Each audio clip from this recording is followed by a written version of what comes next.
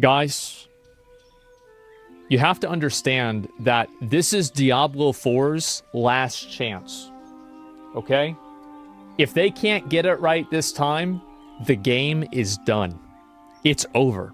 This is their last chance. Season 4. So the Diablo 4 Season 4 dev update livestream just finished. They went over everything we already know, which I covered in the previous video, but they also announced some new information, which are changes effectively coming to the game based upon the feedback that was received in PTR. So we're going to go over those changes in this video. They went through and they started removing some of the annoying things that people were saying in the PTR that shouldn't Enemies are kind of easy, then they one-shot you. That's what this says.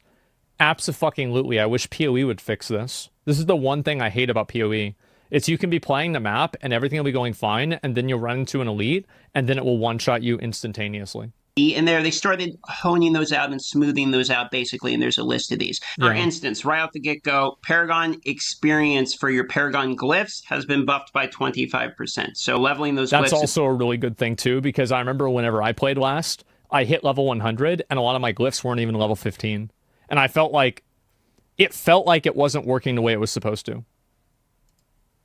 Is going to be easier. So we've increased the glyph XP by 25%, which is faster leveling. Failed crystals are now going to be dropping from legendary items because those were a bottleneck before. It used to cost 75 of them to imprint an item from the codex, but now it only costs 16. We reduced the imprinting cost. That's also because they're reducing the total amount of items that you receive. So it's like, I think that this cost reduction actually isn't a cost reduction. It's just a rebalancing. Of aspects quite a bit. So that's really going to help the veiled crystals as well. I think it went from like 75 veiled crystals to imprint on an ancestral armor to 16. We've made it so that legendaries break down into equal amounts of veiled crystals, so you can just not pick up yellow items. It's just a bonus now. We've also made sacred and ancestral items break down into 2 and 3 amounts of salvage. So sacred items will break down into double, ancestral will break down and triple. So we're effectively tripling the output of a lot of the salvage here. Yeah, because you're getting way less gear. They did some changes based around either the power or the builds of some of the characters. For instance, Druid had a bugged build that was making it infinitely scaling damage, so they removed... Oh, there's going to be another one of those by the time the patch comes out. I don't know, has there ever been a Diablo 4 season where there wasn't a bug where somebody had infinitely scaling damage? I feel like we haven't had one of those yet. Every single league, somebody finds a bug where they hit the number cap.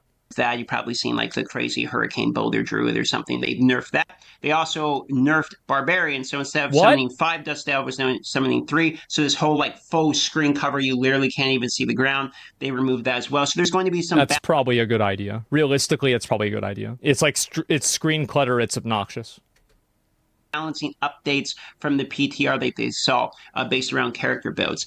The biggest change, though, that we're going to see in terms of character power is going to be defensively. So not only are they buffing in Season 4 the amount of resistances that you get flat from things like amulets, rings, etc., but they also are reducing the amount of armor that you need. Now armor is just 9,230. When you hit that amount, that is the only amount of armor you're going to need forever. There is no longer this infinitely scaling. As the monsters get higher, you need more and more armor. That's the cap, and all monsters beyond that, you'll have your physical damage reduction of 85%. So okay, I don't know if that's going to be better or not. You're going to get your 75% resistances. Yeah, I'm not sure. You're going to get your 9,230 armor, and then after that, you're basically solved. Except they also buffed Fortify. So Fortify is now going from 10 to 15% damage reduction too. So it's going to be easier to be tankier in this season. They're saying there's way more boss materials dropping from other activities such as world bosses, the caches you get, etc. Even their new Blood Maiden boss that's supposed to show up there at the Helltide is supposed to be dropping. That's one of the big things, is that it was very annoying that you had to do certain types of gameplay in order to get certain items, whereas like in Path of Exile, you also do have to do certain types of gameplay in order to get invitations, but you can also buy the invitations. Whereas in Diablo 4, there is no alternative. You have to do the content. potential of world boss materials. So if you're somebody that hates farming for those boss materials, you should be getting those easier. A lot of our random no mutations anymore. Oh, it got changed. Okay. And things like that. So elites, whisper caches, treasure goblins, world bosses, Hellborn, to name a few, are all going to start randomly dropping these boss materials. So you're not necessarily forced into doing one exact activity. There should be some better clarity. Yeah, that's a good thing. Sounds kind of bad. They're going for more simple. No, what they're doing is they are simplifying their existing systems because they're adding in, like, I'm not even kidding you, like 5 new systems. So like there is going to be like an overall complexity increase, but the individual depth of some of the existing systems is being removed. Game as well. For instance, greater affixes now drop with a little star next to them, so they're much easier to determine the items that are on the ground if they're good or not. If you want to understand what they're doing with loot, just play just play Last Epoch and you'll understand. If they're going to have a greater affix or not, you won't miss them as easy as the Roman numerals in the PTR. The greater affixes actually have an icon on them in your inventory, so you can tell which items have greater affixes on them in your inventory without having to like click on them. This was something I actually asked for directly in one of my videos. That's great. They have it implemented, so I feel pretty good about that. That's good. Speaking of items, oboe gambling is going to be better. Now the oboe gambling will guarantee that you can get 925 items as well, and the oboes can have greater affixes in them too. So if you have like... Well, I like that because, whenever I was doing the oboe rolling, it felt dumb to do rolls for a lot of the different pieces of gear because of the way item level worked. So that's actually an improvement. Really good gear for all your spots except for gloves. Gambling? Now the oboe kind of, actually. Gambler will be an easier way for you to acquire good gear for one specific spot. Basically, is their goal with this. We made the Gambler guarantee 925 legendaries at level 100. Wow. And those legendaries can roll greater affixes. So if you blow a ton of obols on two-handers, for example, those two-handed legendaries you're getting are the same as anywhere else in the game. That's actually really nice. So it's actually a huge efficiency boost to getting the items you're looking for. So to be clear, you can get like some of the best items in the game from the obol vendor now. Absolutely. So. Now they did address that uniques aren't going to be potentially as good as legendary items because legendary items have tempering and masterworking and all these different things. They addressed this by saying that uniques are supposed to be like guaranteed you know what you're getting, but they also acknowledge that you can get greater affixes basically on uniques, and you can get up to all of those can have greater affixes too. So because I think that's silly. I think that uniques should always be very good. Or they should enable a type of gameplay that's unobtainable by anything else.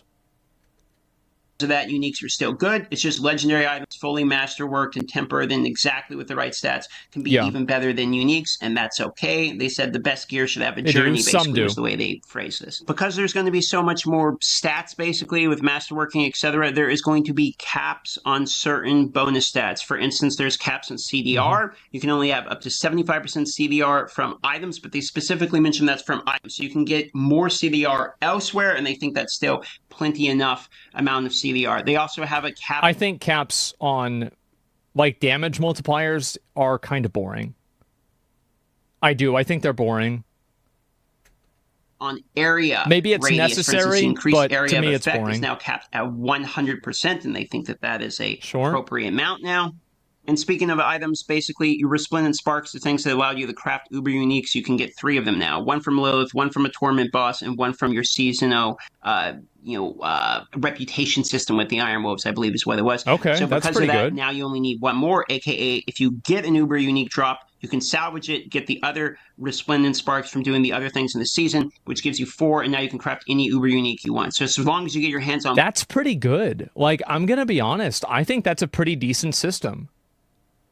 Maybe it could be like refined and I'll have to play it and see how it really is, but it sounds like, okay, not so bad. 1 Uber Unique, you can more or less change that into any Uber Unique that you need for your particular build. Now keep in mind, you only get 1 Resplendent Spark from your first Tormented boss that you do, so you will have to kill Lilith, kill a tormented boss, and complete your seasonal reputation to get the 3, plus acquire an uber unique to get your 4th in order to make any uber unique you want. For uber uniques, we've actually added a small chance, a little bit lower than Duriel, to all of the ladder bosses, and they're going to have a chance to drop an uber unique as well. So while you're grinding through this ladder, every single boss you kill is going to have a chance to drop an uber unique. I think that's really good because, like, one of the cool things about PoE is that at any time anything can drop, generally, right? Minus a few exceptions.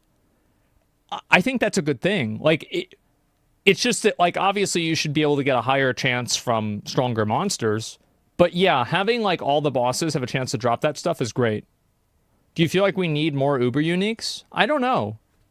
Seasonal bonuses. The season journey now gives you like a set of gear. It's not set gear, but it's a set of gear for a build. So if you're a druid, you get like the pulverize set, for instance. So they're going to give you a bunch of aspects that you need to complete a build by doing the seasonal journeys. So that's one thing to keep in mind. Is I suppose if I find that annoying. I don't like seasonal journeys. I think they're stupid, and everything associated with the battle pass is just another menu that I have to click through that adds no gameplay. I don't really care about it. I think it's silly. Like, I'll do it. It's not a big deal, but, like, I couldn't care less. Leveling alts, etc. You will be getting sets of aspects for the codex as you are leveling. They didn't mention whether or not these are max rolled aspects, so they might just be minimum. They might be max. We don't know. You're actually going to be getting a preset, curated amount of legendaries as you're going through that are targeted toward a specific build. So we chose a build for every class in Season 4, and we're going to change it around in future seasons. Please give us feedback on this, but we think it'll be pretty cool. They also buffed the bosses. So before, the tormented bosses will cost 5 times as much to do, and you would get 5 times as much reward. But now they only cost 3 times as much to do and give you 5 times as much reward. So because of this, that's probably a good idea. Because if it's only 1 for 1, then people will probably just opt to doing the easier version if the resources are the same. Just to, like, lower risk. Tormented bosses are now more efficient than just doing the normal bosses, for instance. So you're probably going to be saving up your materials to do the higher level ones. This makes sense because before it was sort of the same ratio and you only maybe saved yourself time and that was it. It required 5 times the amount of boss materials, including some rare pit material to summon these, and 5 times the reward. That didn't really feel like the right amount of reward efficiency for taking on something that was challenging, so we've nerfed the cost. It's now 3x the amount of boss material and 5x the reward, so you get some pretty big efficiency wins there, especially if you're crushing them in the end game. They also clarified that there is no more fail chance on masterworking. It will guarantee the upgrade. So you just require you get the items you need. Wow. You can upgrade the gear. There is no fail chance. So between... That's crazy. Holy shit. That and the fact that legendary items now give veiled crystals. Yeah, there's no honing. Exactly. Yeah, I forgot all about that. Imprinting the aspects costs significantly less. The whole items, tempering, masterworking, etc. should be less annoying as it was in the PTR and just smoother, better quality of life experience. And another quality of life, World Tier 2 now has experience bonus as well. They should have had this in day 1. I'm glad that they're finally doing it. Added even more experience starting from World Tier 2 onwards. Yeah, World Tier 2 is more fun to do. 2, 3, and 4 XP. So that's super well. You can just get to blast to endgame very quickly now. Now, they did mention about the pit that they have made it slightly more difficult because they think people were blasting through the pit like way too easy, getting to the end game of the pit, basically. And they want that to be a progression, a smooth, easy progression. So the pit will be harder once it arrives on May 14th. From the PTR, we actually got feedback that it was way too easy. So we've taken a look and we've moved some of the masterworking material tiers around. Previously, the tier 1 masterworking materials only came from 1 to 20. We've moved that up. Pits are greater risks. So tier 1 will come from 1 to 29. Tier 2 will come from 30 to 59. Bro, they need to fix these bosses. Like, they really need to, like, the next thing, like, now that they've got loot under control, they need to do, like, a revamp of every single boss in the game, minus, like, maybe Duriel and, like, a couple of other ones. Because so many of the bosses in Diablo 4 are just so lame and boring and stupid. Like, they're just awful. and tier 3 will be 60 plus. It just makes the journey feel a little bit more rewarding, right? Like we saw in the PTR that people just like within the first 2 hours just blasted through all of it because they're so powerful. The Hell Tides have been buffed once again. For instance, the Blood Maiden that gives rewards now gives even more substantial rewards. That's pretty good. So they are continuing to improve upon the Hell Tide reward system. They also have added more Cinder Drops to the Hell Tide just in general. They thought that the Cinder Drops were lower than were expected, so they decided to buff that overall. There's also basically like a brain that you eat that's going to give you 10 levels to the monsters, which also increase Cinder Drop rate. So this is also good. This is a lot of this sounds pretty decent, guys. I'm going to be honest.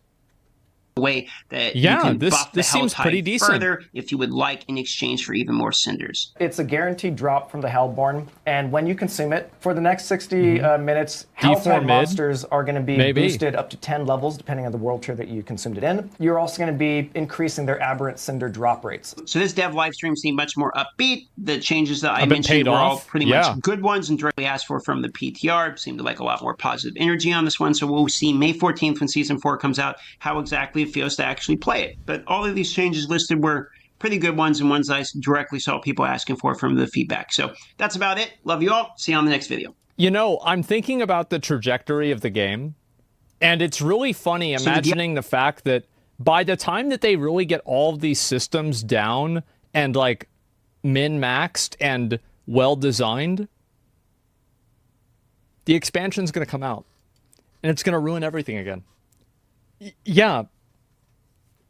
So I'm thinking about this because like right now they're probably about halfway done with min-maxing the game, and the game's been out for almost a year, and I bet the expansion is going to come out in less than a year.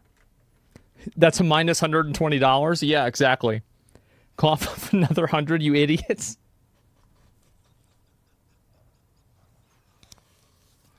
May 14th is going to be a good time. Holy fuck, man. Yeah, there's the video. Make sure to give it a like. I'm gonna try to play the new season of Diablo 4. I'm gonna try to give it a shot and see how it goes. When they're finally done, PoE 2 will be out. Yeah, I mean, I think that people will still go back and play Diablo if it's fun. You're gonna make the numbers spike? Well, I hope so. I hope people play the game. Like, I hope the game is good. I mean, I don't have like negative feelings about Diablo 4. I just wish the game was better. Yeah, I mean, damn. It's not that complicated. How'd the original Blizzard devs develop WoW so it doesn't load the bank of every player each time? I don't know. It's a mystery. It's forgotten knowledge. Nobody knows how it works. I feel like the Diablo 4 team is doing better. They're doing better, and I will always be positive whenever things are improving. Because I just feel like if you're not positive even whenever things are improving, then it's like what incentive do people have to improve if you're just going to hate everything no matter what? They're trying. Yeah, they're trying to improve it. And I will at least give them that. And I don't want to go through and be like, okay, they've learned their lesson and, you know, everything's going to be better now. But all I'm saying is that I'm glad it's getting better. And it is a game that I've already paid for. So any content that I get beyond that is just more on the top. So yeah.